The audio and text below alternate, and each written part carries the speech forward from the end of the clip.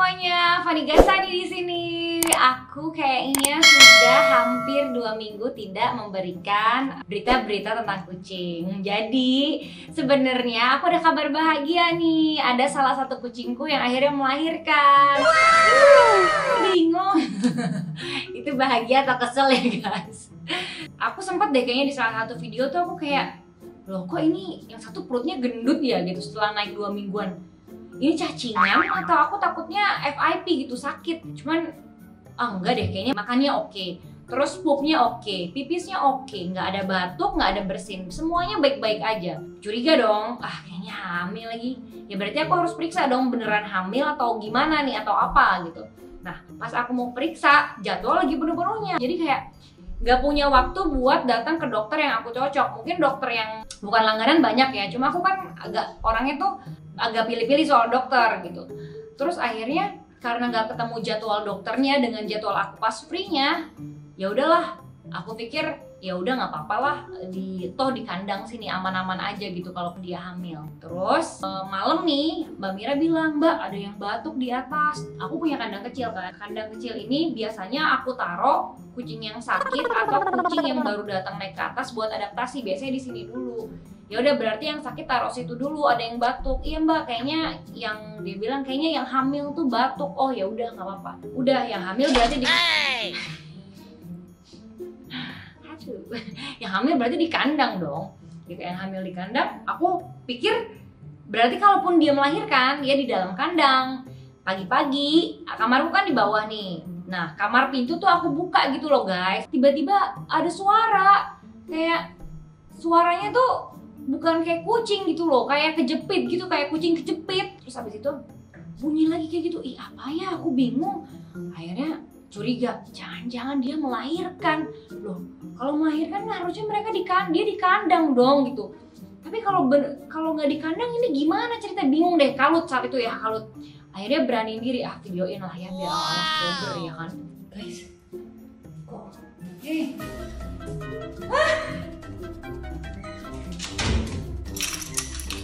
ya Allah, Mbak Mira,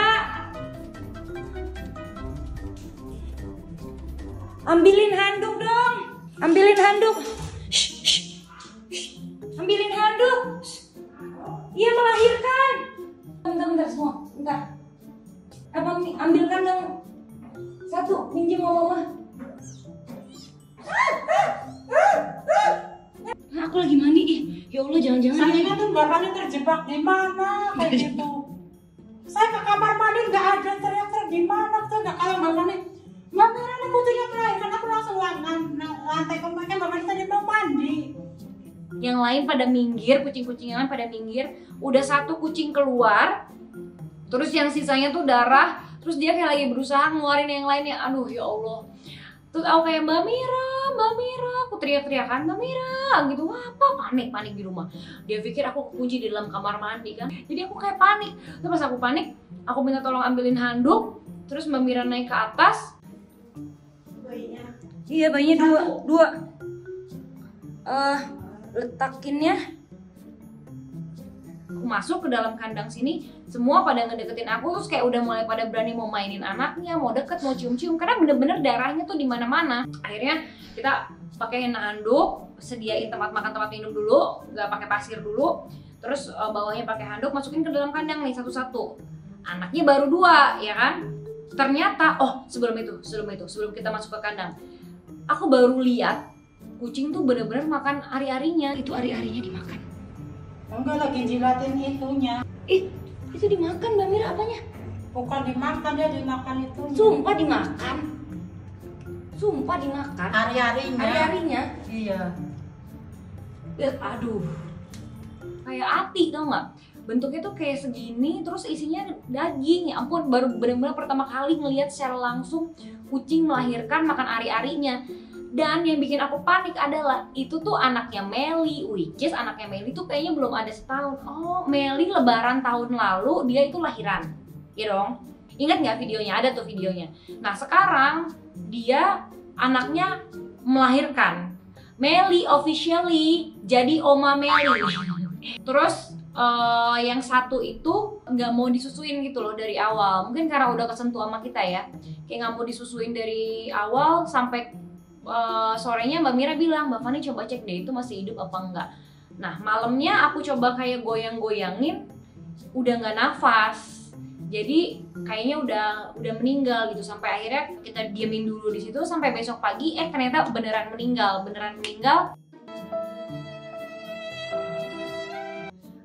Jadi yang sekarang yang survive tuh 2 anak kucing. Di satu perut yang kecil itu, aku pikir cuma 2, yang ternyata dia masih brojol lagi setelah itu. Jadi ada 3 anak kucing. Nah, berbicara mengenai kehamilan gitu, kan yang hamil itu bukan hanya binatang aja dong. Manusia juga pasti mau hamil. Aku juga pasti mau hamil. Teman-teman yang mungkin udah menikah dan sudah lama kosong gitu, pasti menginginkan adanya kehamilan, adanya anak juga. Banyak banget pertanyaan gitu yang suka muncul. Kak, pernah nggak sih dibilang sama orang nggak hamil-hamil gara-gara pelihara kucing, makanya nggak usah pelihara kucing, bla bla bla bla bla bla bla bla bla gitu. Banyak banget spekulasi, pendapat, argumen dari masyarakat umum gitu mengenai pengaruh pelihara kucing terhadap kehamilan. Bahkan ada kata-kata yang sadis gitu. Banyak orang bilang kalau pelihara kucing tuh bikin mandul, tau gak? Makanya jangan pelihara kucing. Ada juga orang yang ngomong kayak gitu. Nah, aku mau mengklarifikasi gitu. Aku pengen bertanya sama ahlinya, bener apa enggak? Walaupun aku tuh udah tahu jawabannya apa, tapi aku mau kalau dokter sendiri yang menjawab pertanyaan dari kalian semua, supaya kalian tuh bisa percaya. Atau mungkin video ini bisa dikasih ke mama, ke papa, ke suami, ke istri, atau ke siapapun gitu yang bertanya mengenai hubungan antara pelihara kucing sama kehamilan gitu. Jadi aku kemarin mikir, oh ya udah deh aku mau konsultasi aja. Dan karena ini lagi pandemi, mengurangi interaksi dengan orang lain, apalagi ke kerumunan kalau nggak urgent banget, makanya lebih baik kalau ada apa-apa pilih aja segala sesuatunya itu online gitu loh. Termasuk juga konsultasi sama dokter, aku juga lebih baik online aja. Ada aplikasi namanya Sehatku nih, aku baru nemu. Ternyata aplikasi ini kalau kalian buka, kita bisa konsultasi online melalui video call. Kan biasanya kita hanya bisa konsultasi online itu lewat chat, which is menurut aku kurang puas. Kadang kita pengen nanya tuh panjang kali lebar gitu ya. Nah ini konsultasinya bisa 30 menit, harganya terjangkau dan bisa video call. Kita tinggal klik aja gitu, kita tinggal buka aplikasinya. Download dan buka aplikasi Sehatku, kemudian kalian pilih konsultasikan dengan dokter spesialis melalui video call. Setelah itu pilih nama dokter yang kalian inginkan atau kalian bisa pilih spesialisasinya. Karena kita akan berbicara dengan dokter umum, makanya aku tulis umum. Jadi sekarang kita video call dokternya ya.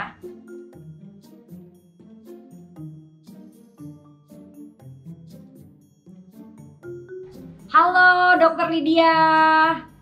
Halo Kak Fani. Halo. Apa kabarnya Kak? Kabar baik, alhamdulillah dok. Dok, aku mau konsultasi dong. Ini aku senang banget Sehatku ternyata punya satu feature gitu ya, yang ternyata kita bisa ngobrol langsung lewat video call ya dok ya. Jadi enak bisa ngeliat muka dokter langsung.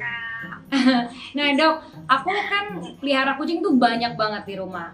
Dan kita punya satu statement dari masyarakat itu selalu yang kayak dihubungkan kalau pelihara kucing itu selalu pasti nantinya susah hamil atau nggak bisa hamil. Itu gimana dok, pendapat dokter?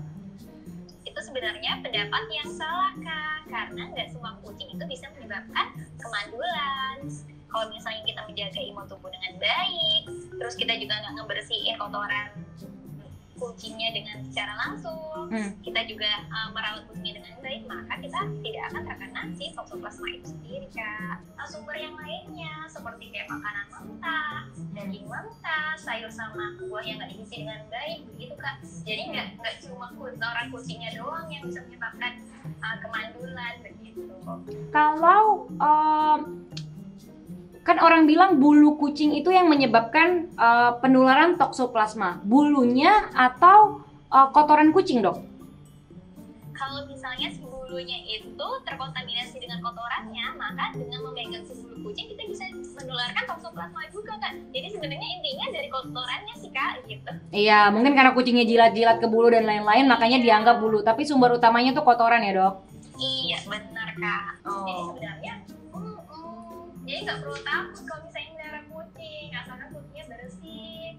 Terus kita juga pakai sarung tangan saat buat kotorannya gitu Kak. Oh berarti sebenarnya nggak semua orang yang pelihara kucing itu udah pasti nanti nggak bisa hamil dong dok? Itu berarti argumen yang salah ya? Iya benar Kak, dan nggak setiap kucing itu terkena infeksi toksoplasma. Bener. Nah, kalau toksoplasma itu sumbernya selain dari binatang kucing, itu dari binatang apa lagi sih, Dok? Sebenarnya bisa juga dari anjing, terus bisa dari babi, maaf ya. Nggak apa-apa. Terus bisa juga dari makanan yang mentah, kayak ikan mentah atau daging mentah. Jadi nggak cuma dari kotoran kucing aja. Dari sayuran sama buah juga bisa Kak. Oh, jadi nggak cuma dari binatang, tapi dari makanan yang kita konsumsi, buah dan sayuran yang mentah atau nggak bersih pun itu bisa aja kita kena toksoplasma. Kalau terinfeksi toksoplasma, kita bisa sembuh kah, Dok? Atau enggak? Nah, toksoplasma itu biasanya dia nggak bergejala pada orang yang sehat. Dia bisa sembuh sendiri selama 6 minggu tanpa pengobatan. Tapi kalau misalnya pada pasien-pasien yang imunitasnya rendah, seperti dia HIV atau dia autoimun, itu bisa menyebabkan keluhan-keluhan seperti kayak gangguan kejang, gangguan saraf. Oke. Dan kalau untuk perempuan yang mau hamil kan ada tes namanya TORCH ya, Dok. Jadi Ya, mungkin kita bisa tes itu ya, bukan hanya menyalahkan binatangnya aja ya, tapi juga buat ngecek kesehatan diri. Mungkin perempuan bisa tes TORCH itu ya, Dok ya. iya benar Kak. Selain tes, Kakak juga bisa vaksin. Vaksin itu bisa dilakukan sebelum menikah atau sebelum berencana untuk hamil. Oh gitu, vaksin apa, Dok, namanya? Seru nih.